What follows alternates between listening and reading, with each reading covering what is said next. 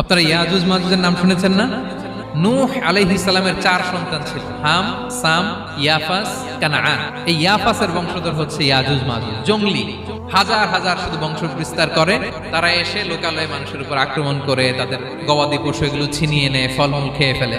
তো জুলকারনাইন বাদশার কাছে যখন বিচার দেওয়া হলো, উনি বললেন ঠিক আছে, তোমাদের ট্যাক্স দেয়া লাগবে না, তোমরা শারীরিক পরিশ্রম করে আমাকে সাহায্য করো। তো উনি বর্তমানে হচ্ছে এক পাশে কৃষ্ণ সাগর, ব্ল্যাক সি, আরেকদিকে কাস্পিয়ান হ্রদ বা কাস্পিয়ান সাগর, এর মাঝখানে 1200 কিলোমিটার লম্বা মাউন্টেন রেঞ্জ, পাহাড়ি এরিয়া।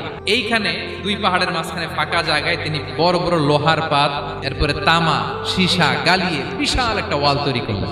এখন আর ইয়াজুজ মাজুজ আসতে পারে। ওরা প্রতিদিন এটা ভাঙার চেষ্টা করে, ভাঙতে ভাঙতে আরেকটু ভাঙলেই ভেঙে যাবে। ওরা বলে আগামীকাল ভেঙে ফেলবো, ইনশাল্লাহ বলতে ভুলে যায়। কিয়ামতের আগ দিয়ে ওদের মধ্যে এই ইনশাআল্লাহর প্রেরণা আসবে। তাদের একজন বলে উঠবে, আগামীকাল ইনশাল্লাহ আমরা এটা ভেঙে খান খান করে দেবো, ঠিকই ভেঙে ফেলবে।